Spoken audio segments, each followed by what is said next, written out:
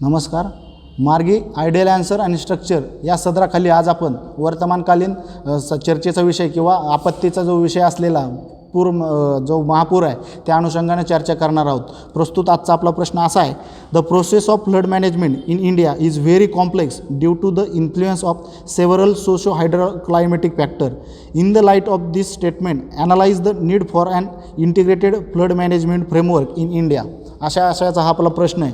प्रश्नाची सुरुवात आपण रामदास स्वामींच्या एका वाक्यापासून करणार आहोत किंवा त्यांच्या एका श्लोकापासून. उदक तारक उदक मार्ग उदक नाना सौख्यदायक पाहता उदकाचा विवेक अवलौकिक आहे. त्यामुळे उदक म्हणजेच पाणी हे तारक आणि त्याबरोबर मार्ग आहे, पण त्याचा सौख्यदायक वापर जर आपण व्यवस्थित विवेकाने केला तर निश्चितप्रमाणे उदक हे आपल्याला फायदेशीर ठरतं. त्यामुळे आपत्ती व्यवस्थापन करत असताना या गोष्टीचा विचार हा महत्त्वपूर्ण ठरतो. पाऊस आपल्याला गरजेचा आहे, पण महापूर आल्यानंतर जीवित वित्तहानी मोठ्या प्रमाणात होते. त्यामुळे या दोन्हीतून पुढं जात असताना इंटिग्रेटेड मॅनेजमेंट कसं करायचं हा प्रश्न कळीचा ठरतो.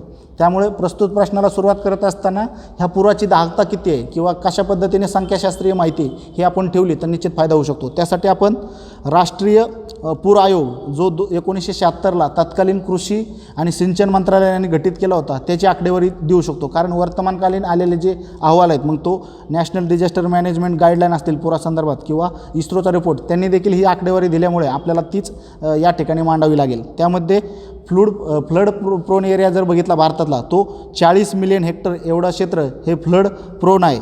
तर अफेक्टेड क्षेत्राचा विचार करता 75 मिलियन हेक्टर एवढं आपलं लँड एरिया हा फ्लड अफेक्टेड आहे. दरवर्षीचा ॲन्युअल यामुळे होणारी जीवितहानीचा जर विचार करायला गेलं तर 1600हून अधिक ही जीवितहानी ही भारताची ह्या पुरामुळे होते. आणि वित्तहानीचा जर विचार करायला गेलं त्यामध्ये मग जनावरे असतील, crops, house, public utility centre यांचा एकंदरीत विचार करायला गेलं तर 1805 कोटी एवढ्या मोठ्या प्रमाणावर आपली वित्तहानी किंवा जीवितहानी होत असलेली पाहायला मिळते. त्यामुळे हे आपत्ती व्यवस्थापन हे मोठ्या प्रमाणावर इंटिग्रेटेड मॅनरने होणं काळाची गरज निर्माण झालेली आहे. त्यासाठी आपण आज ज्यांच्या शिफारसी आपण या ठिकाणी करणार आहोत त्यामध्ये प्रदीप पुरंदरे यांचं एकात्मिक पूर व्यवस्थापन याचा आपण या ठिकाणी करणार आहोत. कारण 27 जुलैचा सकाळच्या जो ॲग्रोवन आहे त्यामध्ये प्रदीप पुरंदरेंनी दिलेल्या शिफारसी, तसंच सकाळमधील दिनांक 30 जुलै 2021ला डॉक्टर शिरीष रावण यांचा आलेला लेख यांच्या आधारे आपण ही कशा पद्धतीनं एकंदरीतच पूर व्यवस्थापन केलं पाहिजे याची चर्चा करणार आहोत. तर ही पूर व्यवस्थापन करत असताना आपल्याला 3 पातळीवर याची चर्चा करावी लागणार आहे. पहिल्या टप्प्यात तंत्रज्ञान, विज्ञान संस्था किंवा मनुष्यबळ यांचा कसा समन्वय साधणार किंवा यांचा वापर. दुसऱ्या बाजूला प्रशासकीय पातळीवर तुम्ही कशा पद्धतीनं आपत्तीचं व्यवस्थापन करण्यासाठी योजना कार्यप्रचलन करताय. आणि तिसऱ्या बाजूला नदी खोरे व्यवस्थापनात तुम्ही काय करू शकता. अशा पद्धतीचं जर आपण इंटिग्रेटेड आणि सर्व स्टेक होल्डरला समाविष्ट करून पूर व्यवस्थापनात पुढे गेलो तर निश्चितपणाने फायदा होऊ शकतो. अशा पद्धतीचं आपल्याला प्रदीप पुरंदरे यांच्या लेखाहून मांडता येऊ शकतं. तर प्रदीप पुरंदरे त्यांच्या लेखात सांगतात, नदी खोऱ्याचं व्यवस्थापन करत असताना पूर नियमनाबाबत नदी खोरेनिहाय एकात्मिक जलाशय प्रचलनावर भर देणारी सुधारित मार्गदर्शक तत्त्वे, त्याचप्रमाणे पाणी पातळीनुसार जलाशयातील पाणीसाठा किती आहे, नदीतील प्रवाह दर्शवणारे तक्ते हे त्या ठिकाणी त्या प्रवाहात लावले पाहिजेत किंवा त्या नदीपट्ट्यात समाविष्ट केले पाहिजेत. त्यानंतर नदी नाल्यांचं सर्वेक्षण, सखल भागातील पाण्याखाली जाणाऱ्या भूभागांचे नकाशे, पूर्वरेषा दर्शवणारे नकाशे हे तुम्ही त्या ठिकाणी निर्माण केले पाहिजेत. त्याचप्रमाणे पारंपरिक निसारण ज्या पद्धतीत किंवा जलनिचरा होण्याच्या ज्या पद्धतीत त्यांचा तुम्ही मोठ्या प्रमाणावर पुन्हा हे करणं गरजेचं आहे, त्यांचा जे पुनर्जीवित करणं गरजेचं आहे. जसं की मिशन काकातीया अंतर्गत तेलंगणा सरकार मोठ्या प्रमाणावर जलसाठे तळे पुनर्जीवित करताना पाहायला मिळतात. त्यानंतर खास दलाली जी ट्रॅडिशनल फ्लड मॅनेजमेंट सिस्टीम आहे त्यामध्ये फ्लड वास्तू संरक्षण करण्याची जी पद्धत आहे ती देखील आपल्याला या ठिकाणी लाभदायी ठरू शकते.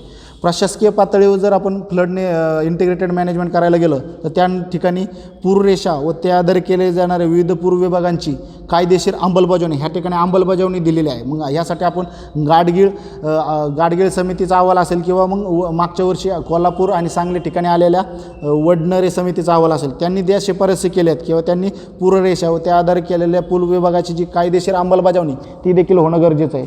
नदी खोरे अभिकरण असणं या अनुषंगानं फायद्याचं ठरू शकतं. मग ची नदी खोरे अभिकरण आहे त्याची स्थापना करून एकंदरीत पूर संदर्भातील डाटाचं आपण व्यवस्थित संकलन करू शकतो. त्यानंतर नदी खोऱ्यातील जे अन्य राज्य आहेत त्या राज्य असतील किंवा देश असतील त्यांच्यासोबतचा तुमचा समन्वय असला पाहिजे.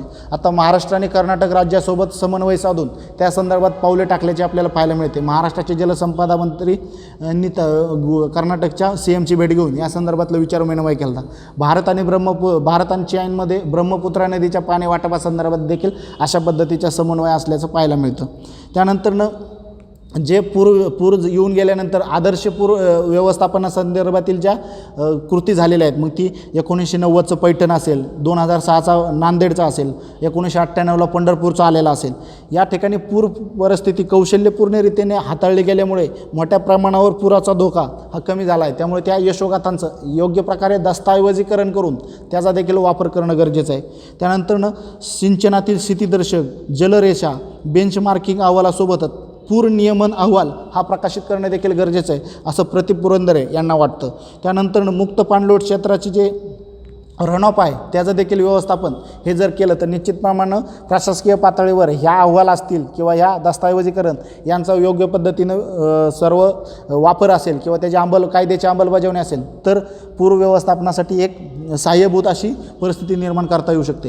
हे झालं आपलं एक नदी खोऱ्याच्या पातळीवर, प्रशासनाच्या पातळीवर. तर तिसऱ्या पातळीवर जर विचार करायला गेलं जे मनुष्यबळ आहे किंवा तंत्रज्ञान आहे त्याचा वापर करून देखील ही आपत्ती व्यवस्थापन तुम्हाला करता येऊ शकतं. यासाठी इस्रोचं